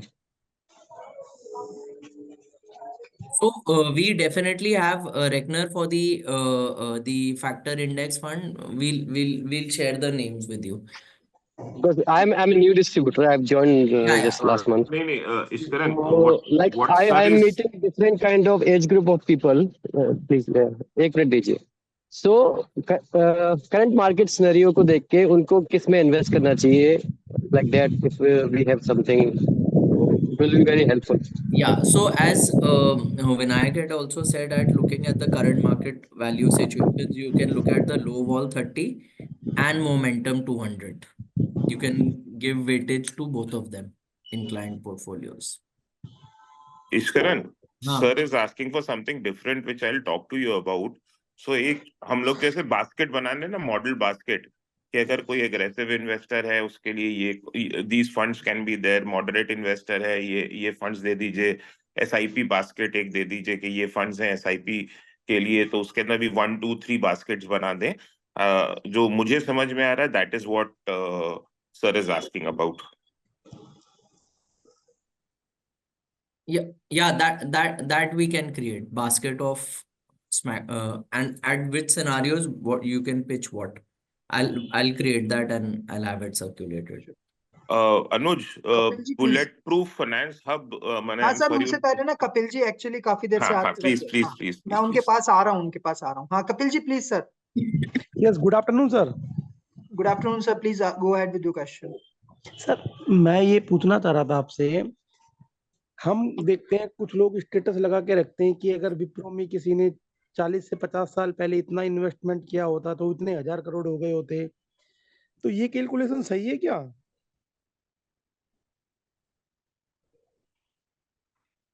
Hello hello. सर, आवाज आ पा रही है आपके पास में? हाँ सर, आवाज आ रही है सर। सर। सो ये समझना पड़ेगा वो कितने अमाउंट पे क्या स्टेटस लगाते हैं। देखो सर, लाइफ में कई बड़े बड़े मल्टी बैगर्स तो रहे हैं, ऐसा नहीं है सर कि 1 लाख पर लगाते हैं कि 45 साल पहले लगभग 100 रुपए का एक शेयर था और हमने 100 शेयर ही बाय कर लिए होते तो उसके बोनस स्प्लिट करके काफी लंबे बन गए। सर और तो पता नहीं, एक मैंने ही पर्सनली स्टॉक देखा था, एक 2 रुपए का स्टॉक आज 1600-1700 रुपए हो गया है। दैट इज कॉल्ड वारी। वारी की पहले वाली कंपनी, नॉट वारी एनर्जीज। तो जो वारी का 1400 रुपए का स्टॉक है, ज्यादा नहीं, मतलब कोविड में 1-2 रुपए का होता था। तो कोरोना काल में ऐसे, लेकिन ऐसी स्टोरी सर क्या होती है, 1 in million होती हैं, और कौन किसको कब चेस करता है नहीं करता है। तो ऐसा नहीं है कि स्टोरीज ट्रू नहीं होती, बट किस समय किस आदमी ने उस समय क्या सजेस्ट किया होता है is very difficult to predict. Hindsight में तो सर हम 100 स्टोरीज निकाल देंगे। सर अब मैं आपसे ये पूछना चाहता हूँ, अगर मैं 30-40 लाख रुपए इन्वेस्टमेंट करूं और मैं ये चाहूं कि मेरा पैसा 4 साल में डबल हो जाए, यानी मुझे 20% का रिटर्न मिल जाए, तो उसके लिए म्यूचुअल फंड बेस्ट है या इक्विटी कैश लॉन्ग टर्म के लिए बेस्ट है? Sir, see, if stocks are being overseen by a professional, जैसे हम लोग का एक डायरेक्ट इक्विटी ब्रोकिंग डेस्क है जिसमें हम 20-25 स्टॉक्स का पोर्टफोलियो करते हैं। उसमें हमने देखा है सर, हमने इंडेक्सेस को बीट किया है।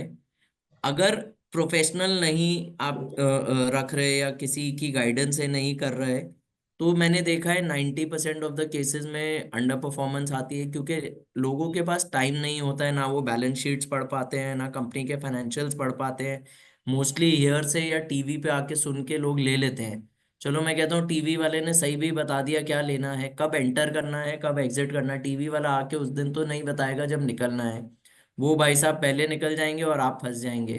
तो अगर आप प्रोफेशनल गाइडेंस में नहीं कर रहे, तो स्टॉक से थोड़ा बच के रहना चाहिए। मैं ये नहीं कह रहा स्टॉक्स गलत हैं, अगर आप रिसर्च कर सकते हैं तो बहुत अच्छी बात है। मैंने मोस्टली अपने एक्सपीरियंस से, 15 साल के एक्सपीरियंस से देखा है, जो खुद स्टॉक्स करते हैं और पढ़ते नहीं हैं, वो कहीं ना कहीं फंस जाते हैं। तब उस केस में म्यूचुअल फंड्स जैसे ऐड आती है, म्यूचुअल फंड सही है। आई think so that is the case, mutual funds you can do. हाँ, थोड़ा अगर आपको वो type of return you looking at 20%, आपको थोड़ा सा रीबैलेंसिंग और वैल्यूएशंस को देख के थोड़ा सा आपको प्ले करना पड़ेगा कि कब मेरे को थोड़ा मिड कैप में जाके जाना है, स्मॉल कैप में जाना है, और कब थोड़ा कंजर्वेटिव होना है। तो थोड़ा सा वहां पे हो जाता है। हम तो देखो क्लाइंट्स को, पार्टनर्स को बोलते हैं 15-18% अगर अगले 5-10 साल में आ जाए, looking at the India story, तब भी बहुत अच्छा पैसा बन जाएगा सर। 15-18% की कंपाउंडिंग कम नहीं होती। सर मुझे एक बात और बता दीजिए आप। हाँ जी। सर सपोज करो आपने नंबर ऑफ क्लाइंट्स के पैसे अपनी मनचाहा कंपनी में लगवा दिए, ठीक है जी क्लाइंट को क्या पता कि सेंटर सिटी की उस कंपनी से सेटिंग नहीं है। सर, सेटिंग या कोई भी अगर आप कहें नॉन सेटिंग, वो आपको कहीं लॉन्ग रन में नहीं लेके जाएगी ना। सर अगर सपोज क्लाइंटों करिए, का पैसा नहीं बनेगा तो हम्म, कोई आपको और पैसा क्यों देगा? क्लाइंट सर टेस्ट भी तो फ्रॉड, करता है। सर मेरी बात समझिएगा, फ्रॉड इसी को ही तो बोलते हैं। सबका अपना पेट होता है, कोई 1 लाख लेके भगता है, कोई 1 लाख करोड़ रुपए लेके भगता है। सपोज करो आपने नंबर ऑफ क्लाइंट्स का पैसा ABC कंपनी, आपने बोला कि भैया अपना आप 5 लाख रुपए यहाँ पे लगाइए, आपने नंबर ऑफ क्लाइंट्स का लगवा दिया, पता चले वो पैसा 1 साल में 6 महीने में 60-70% डिक्रीज हो गया, तो क्लाइंट इस बात को कैसे ट्रस्ट करे कि भाई सेंटर सिटी सही बोल रहा है। सर, हम लोग एक तो कोशिश करते हैं कि सर 20-25 स्टॉक्स के बास्केट में करें। एक सिंगल स्टॉक एक्सपोजर तो कभी लेते नहीं है। सर पोर्टफोलियो किसी का बड़ा भी तो हो सकता है ना, मान लो पोर्टफोलियो 1 करोड़ गया, आपने 25 में किया तो उसके 4-5 लाख लग गए एक में। चलो लग गए, हम्म, फिर बाकी फिर रिटर्न कैसे जस्टिफाई करेंगे सर? 1 साल बाद, 6 महीने बाद उसके रेपरकशन ज्यादा होते हैं सर, नेगेटिव। सो यहाँ पे तो सर फुल कंप्लायंस के साथ कंपनी स्टडी करी जाती है और आपको रैशनल दिया जा सकता है कि ये कंपनी आप।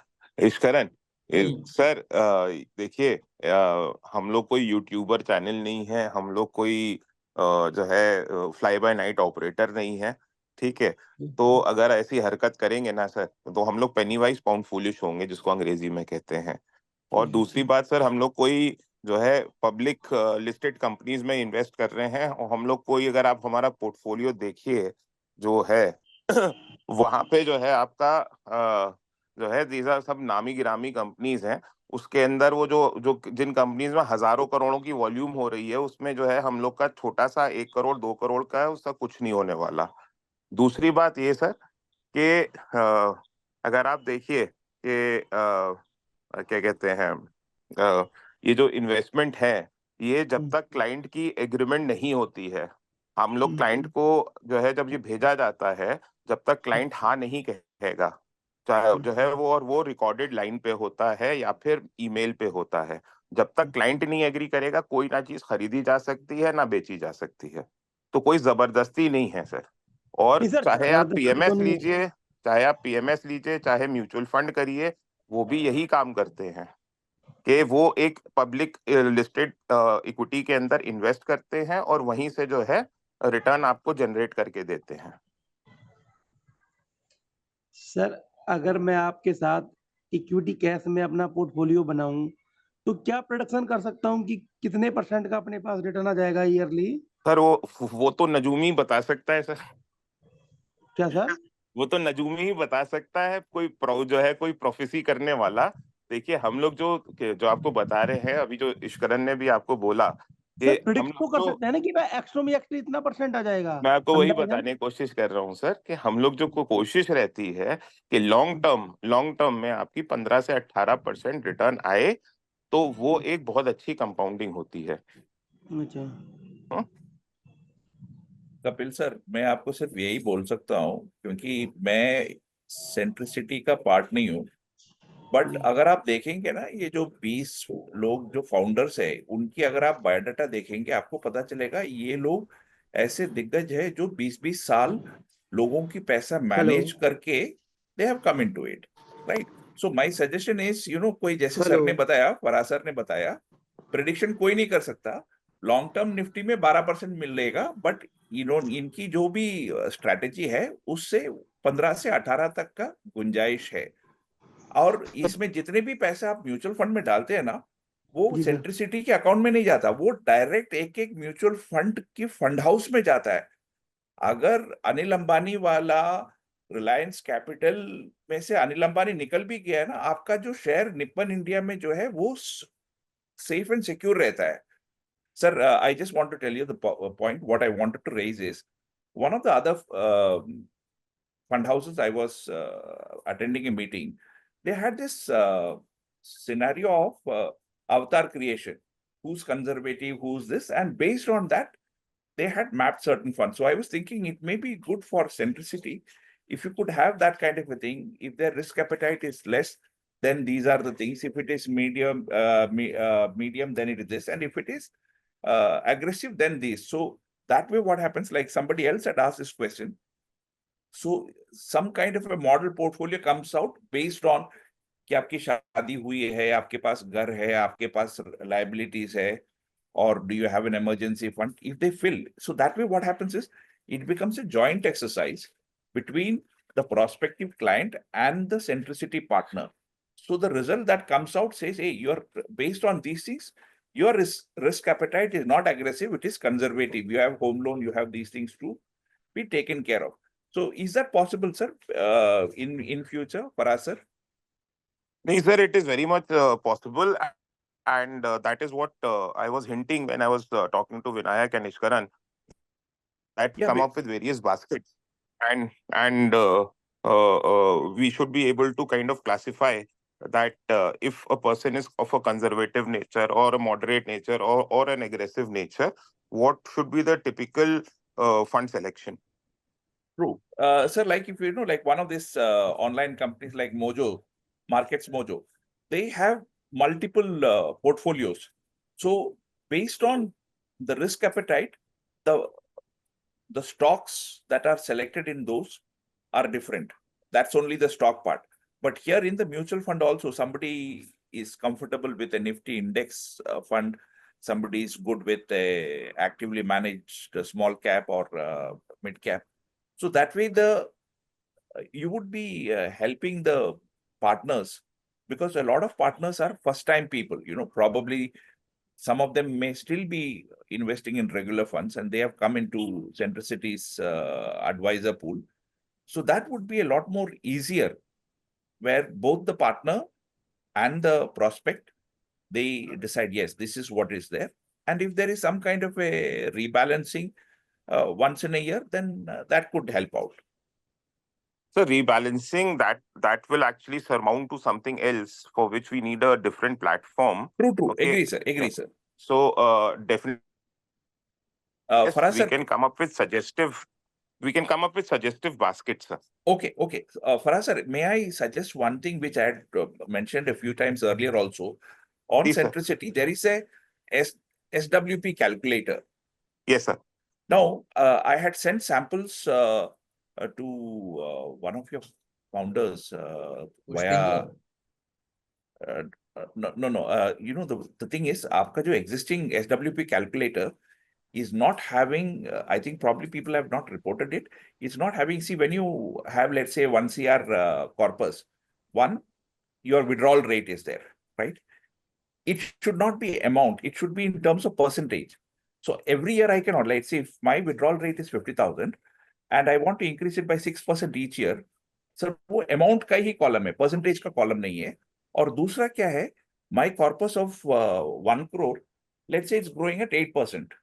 So वो percentage भी वो missing है उसमें, sir. एक बार अगर if somebody from the technical, I have even given them a sample of another, you know. So the best person for it, Ishkaran, he's there on this call, he's listening to you. Okay. And I think so it will Ishkaran, be if you taken can, up. yeah, if you can connect with me, I'll send you the sample. आप देखेंगे आपको पता चल जाएगा. See, you guys are great. Only thing is sometimes some things, why reinvent the wheel अगर आपको किसी ने already दिया हुआ है. So it has a provision for increasing your monthly SWP in terms of percentage each year, like 6% inflation हो रहा है, 7% inflation हो रहा है, Okay. and also increasing the return, you know, what your 1 crore corpus is getting you, that is there. So thank you, Ishkaran. I think you would have got from Shankar, you would have got the details. I had sent it to him. I will coordinate, sir, with Shankar. I will Yeah, coordinate. I've sent him already. Thank you very much, Perfect, Faraz sir, for your valuable input. And I must say, this is one of the finest interviews, webinar, Ishkaran, you, Vinayak, and of course, Faraz sir coming in between कि भाई हिंदी में बात कर लो, हिंदी में बात करो. It's actually बहुत अच्छा लगा आज का session. Thank you. Thank you so Thank you, sir. Thank you for your Thank you, feedback, sir. sir. Thank you so much. Kumar Sanu ji, sir, please अपना question पूछिए. कुमार सानू जी, प्रवीण कुमार जी. हाँ जी, am I audible? Yes, yes, sir, please. Okay. So, thank you very much to the sir. अभी उनका नाम मेरे को नहीं पता जिन्होंने SWP के लिए बोला था. What my request is that if we can have a one full fledged webinar on SWP, because देखिए आजकल के टाइम पे क्या है कि retirement is a one solution which everyone is looking at. Not necessarily कि वो 50 साल का आदमी देखता है, but even a 35-year-old person will also looking at this thing. So SWP में भी बड़े सारी चीजें हैं which we need to understand. I think it's a very good tool and proposition. So एक हमारे को इसके ऊपर ना पूरा full fledged session आपसे चाहिए. If you guys can organize it with all permutation and combination which sir has already mentioned at a different withdrawal rate, and so I think that can be a very great and helpful for us to pitch this concept to all our clients, and this Definitely, can definitely, Praveen. garner a good volume, in time to come. Definitely, sir. SWP and similar thing, how people can look to withdraw and have simulations and all, we can work around that, sir. This point is, personally, I'll take up with Hari what feedback he's given on the SWP and a session on SWP calculations and how it can work, sir. ठीक है, एक last question लेते हैं कुमार सानू जी का, क्योंकि काफी देर से उन्होंने हाथ खड़ा किया. Yes sir, please go ahead with your question, sir.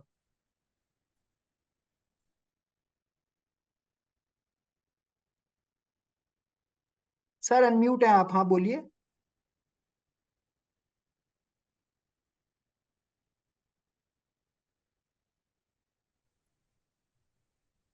Hello. हाँ जी सर, प्लीज क्वेश्चन पूछिए. हाँ सर, पहले तो सर 1 GB सेंट्रिसिटी और सर गुरुकुल जोन और मेरा RM राहुल सर को पहले धन्यवाद बताना चाहता हूँ सर, क्योंकि उनको भी आप लोगों की वजह से मैं NISC में एग्जाम क्लियर कर पाया सर. तो Congratulations. मेरा क्वेश्चन ये है सर कि कोई क्लाइंट को अगर रिटर्न चाहिए कम समय में, तो उसको सर कोई म्यूचुअल फंड दे या उसको सर अनलिस्टेड इक्विटी दे, कौन सा सही रहेगा सर कम समय में रिटर्न के लिए? सर कम समय में इक्विटी थोड़ा सा डेंजरस हो जाता है सर. मतलब अगर आप मेरे से सही व्यू व्यू पॉइंट मांगेंगे, इक्विटी मैं आपको छोटा सा एग्जांपल देता हूँ. आपने किसी को इक्विटी 6 महीने पहले दिलवाया और मार्केट अभी 10% गिर गए, तो वो 100 रुपए का 90 रुपए रह गया. तो कम समय का और इक्विटी का रिलेशनशिप थोड़ा डेंजरस हो जाता है. तब स्पेक्यूलेशन कहते हैं हम उसको. तो मैं मतलब मेरे को 15 साल हो गए, मैंने बहुत सारे HNI अल्ट्रा HNI के पोर्टफोलियो भी करे, उनकी भी समझे. आपको इक्विटी में सर 2-3 साल का तो टिपिकली होराइजन देना पड़ेगा. अगर समय कम है तो आप गेस वर्क ही कर सकते हैं, क्योंकि किसी ने 26,200 पे प्रिडिक्ट नहीं किया था मार्केट 23,200 लग जाएगी. बातें तो 30,000 की हो रही थी. तो अगर आप मेरे से पूछें, थोड़ा सा टाइम क्लाइंट का होराइजन बनाए. जल्दी जो जल्दी रिटर्न एक्सपेक्ट करते हैं उनके साथ सर थोड़ा एक्सीडेंट्स हो जाते हैं, तो अवॉइड करिए. ग्रोथ और अल्फा दोनों में आएगा. म्यूचुअल फंड थोड़ा अपना समय से लेके चलता है. आप अनलिस्टेड क्लाइंट्स को दिलवा सकते हैं जहां आपको लगता है कि एक थोड़ा टर्न अराउंड स्ट्रैटेजी या इमीडिएट आपको लगता है कि थोड़ा ग्रोथ का अपॉर्चुनिटी है, बट बास्केट दोनों का होना चाहिए. तो मेरे मेरे सेंस से आप क्लाइंट का ऐसे सिनारियो में थोड़ा सा टाइम होराइजन बढ़ाएं. नहीं तो म्यूचुअल फंड भी डेंजरस हो सकता है और अनलिस्टेड भी डेंजरस हो सकता है। क्यों बताते हैं आपको? अब जैसे सबसे सेफ नाम देख लीजिए, HDB फाइनेंशियल सर्विसेज, HDFC की कंपनी है। 1500 मार के आज वो 1220 1250 की रेंज में आ गई। अगर हमने क्लाइंट को पिच किया होता कि सर इसका IPO आने वाला है, कंपनी ने फाइल कर दिया है, ये आपका 1500 1800 का 2000 हो जाएगा, वो हमारी मिस सेलिंग हो जाती। फंडामेंटली 1250 गई है कंपनी, 6 महीने में जब फिर एक्चुअल IPO अनाउंस हो जाएगा तब 1800 चली जाएगी। But it is very difficult to predict in a short horizon. So I would stay away from telling people to invest for quick money. Having said that, आप अनलिस्टेड से एक alpha generate कर सकते हैं। म्यूचुअल फंड तो अपनी pace पे ही चलेगा, वो इतनी अल्फा इमीडिएट शॉर्ट टर्म में नहीं आपको दिखेंगे कि 2 महीने में भी 10% 20% जंप हो गई, वो कम होता है थोड़ा। अगर बहुत तेजी का बाजार हो तो ऐसा हो सकता है। स्टॉक में थोड़ा, अनलिस्टेड स्टॉक में थोड़ा एक्सेलरेटेड तरीके से आ सकती है, but you have to tell them the risk associated with it. So I'll just like to add one thing, sir. देखिए, at the end of the day, unlisted equity भी equity होती है। Equity long term investment tool है, equity short term investment tool नहीं है। वहां पे एक और एडेड एलिमेंट आ जाता है, वो एलिमेंट है लेस लिक्विडिटी। तो सर मैं फिर कहूंगा, अनलिस्टेड को एक क्विक रिटर्न बनाने का जरिया ना समझे। उसके अपने इंट्रिंसिक रिस्क हैं, उसके इंट्रिंसिक एडवांटेजेस भी हैं। लेकिन आप जब भी अनलिस्टेड दीजिए सर, कम से कम 3 साल के होराइजन के साथ आइए। क्योंकि अगर आप फ्रॉम अ टैक्सेशन पर्सपेक्टिव भी देखिए तो अनलिस्टेड इक्विटी के अंदर शॉर्ट टर्म कैपिटल गेन्स आपका लगता है as per the tax bracket. उसके लिए भी अगर आप 2 साल मिनिमम रखेंगे तभी जाके आपको लॉन्ग टर्म कैपिटल गेन 12.5% का लगेगा। सर फिर से मैं बोल रहा हूँ, ये एक अल्फा जनरेशन स्ट्रैटेजी है। इसको एक क्विक बक बनाने का मत, इसको एक टूल लीजिए। अगर आपको ऐसे कोई बता रहा है, वो गलत बता रहा है। हम लोग सेंट्रिसिटी में आपको सही गाइड करना चाहते हैं, सही करना चाहते हैं। क्योंकि अगर आपने अच्छा एक्सपीरियंस अपने क्लाइंट को दिया, चाहे वो म्यूचुअल फंड के थ्रू, चाहे PMS के थ्रू, चाहे AIF के थ्रू, चाहे अनलिस्टेड इक्विटी के थ्रू, चाहे डायरेक्ट इक्विटी के थ्रू, तभी हम लोग की आगे जो है प्रैक्टिस बढ़िया चलेगी। और अगर हमने जो है लोगों को सपने दिखा के, या उनको जब उनकी वो गलत बात बोल रहे हैं, या कोई एक अनरियलिस्टिक चीज मांग रहे हैं, और हम कह दें कि हाँ हम आपको वो अनरियलिस्टिक चीज डिलीवर कर देंगे, वो एक बहुत बड़ी गलती करेंगे हम लोग को। हम लोग का काम है लोगों को सही दिशा दिखाना, उनके मार्गदर्शक बनना, टू बी द नेविगेटर्स। सो अगर हम लोग ने उल्टा नेविगेट करने के बजाय जो है उनको गलत रास्ते पे वो जो है चला दिया, तो बहुत प्रॉब्लम हो जाएगी। सही बात है सर जी। काहे कि सर ये बीच में सर अनलिस्टेड की जो भी IPO लॉन्च हो रहे थे सर, उसका रिटर्न बहुत अच्छा आ रहा था। उसी हिसाब सर से मैं फिर बोलूंगा अनलिस्टेड इक्विटी में सर, एक चीज और बोलूंगा सर। कोई भी अनलिस्टेड इक्विटी में जिसका IPO अनाउंस हो चुका है, जिसके अंदर प्राइस मूवमेंट आ गया है, वो ऑब्वियसली, क्योंकि एक प्राइस मूवमेंट ऑलरेडी आ चुका है, वो थोड़ा सा संभल के इन्वेस्ट करना चाहिए। आपको वो अनलिस्टेड आइडियाज देखने चाहिए जो अभी फ्रेश ऑन द ब्लॉक आए हैं, जहां पे वैल्यूएशंस अच्छे हैं, जहां पे कंपनी की ग्रोथ अच्छी है, जहां पे उसके फ्यूचर प्रोस्पेक्ट्स अच्छे हैं, ताकि जब उसकी IPO की न्यूज आए या कोई और पॉजिटिव ट्रिगर आए तो फिर उसका प्राइस मूवमेंट हो। जैसे अभी जो है इश्करन साहब ने आपको बताया कि HDB का मेरे पास, मैं पहले एक डिस्क्लेमर दे दूं, मेरे पास अब खुद पर्सनली जो है मैंने HDB मेरे पोर्टफोलियो में है। मैंने 600 रुपए का खरीदा था, और जब 600 रुपए का खरीदा था उस वक्त ना IPO की न्यूज थी ना कुछ था। बस मुझे इतना मालूम है ये अच्छी कंपनी है, इसकी अच्छी ग्रोथ है, इसके अच्छे रिजल्ट्स हैं, जो जिस स्पेस में काम कर रहा है वो स्पेस बहुत अच्छा है। तो मैंने इस वजह से इन्वेस्ट किया था। उसके साल भर के बाद IPO की न्यूज आई और फिर एकदम से वो भागने लगा। और भागा, ऐसा भागा कि वो 1500 चला गया, थोड़ा ओवर वैल्यूड जोन में चला गया, और आज वो लगभग 1200 के जोन में है। So this is something which you have to be very very careful about, and that is what is the role of the entire team at Centricity कि वो आपको बेहतर inputs दे सके। जी सर। Fine, ये sir. अगर किसी को सर अनलिस्टेड इक्विटी दे तो कम से कम सर इनका टाइम होरिजन 3 से 4 साल होना चाहिए सर, वरना सर इसको देना ही नहीं चाहिए। सर कम से कम 3 से 5 साल होना चाहिए, उसके पहले रिटर्न बन गया बहुत अच्छी बात है, लेकिन उनको हमेशा लाइए, कहिए कि 3 से 5 साल के लिए आए, तभी आप उसको करिए, क्योंकि at the end of the day sir फिर से देखिए नाम में क्या है, अनलिस्टेड इक्विटी, इक्विटी वर्ड है जी सर, उसके जी सर। अंदर, और इक्विटी का मतलब है long term. Equity short term, जैसे इश्करन साहब ने कहा, इट इज ओनली स्पेक्यूलेशन।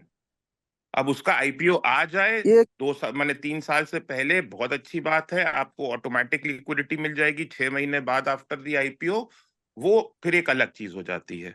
उसका भी मैं एग्जांपल देता हूं, मैंने टाटा टेक्नोलॉजीज भी अपने लिए खरीदा था, 8 महीने के बाद आईपीओ आ गया, अब वो एक लिक्विड शेयर हो गया है। हम्म। क्या हुआ ना सर, ये जो प्लानिंग था सर, मेरे बहन के लिए था, काहे कि उनका टाइम होरिजन है 5 ईयर के लिए, काहे कि वो 5 ईयर के बाद उनका शादी कराने का मतलब सर प्लानिंग है, तो उसी हिसाब से हम सोच रहे थे कि इसको हम म्यूचुअल फंड में ना डाल के कोई अनलिस्टेड इक्विटी नहीं हो जिसमें नहीं नहीं अच्छा नहीं सर, growth हो। एक कहावत है, don't put all your eggs into one basket.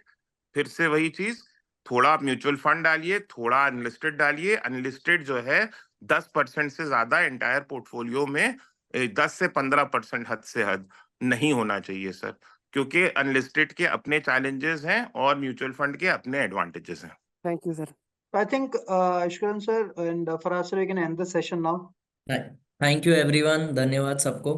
It was great connecting, and I have noted the points, and I will come back to everyone. Yes. Thank you so much, guys. Thank you so much for joining in today. And thank you so much, Ishkaran sir, and thank you so much, Vinayak sir. आप आए और बहुत एक अच्छा session लिया on factor investing. And seriously जो session की जो क्वालिटी है वो इसी चीज पे डिपेंड करती है कि I think more than 35 questions have been asked sir. So that is a record till now. आज तक इतने questions आए ही नहीं थे कि we have completed session in an hour और उसके बाद 45 minutes तक question answer round चला है. So big thanks to you sir, and thanks to our partners, and thanks to Centricity team also. You guys are doing a phenomenal job. Thank you so much everybody. Thank you.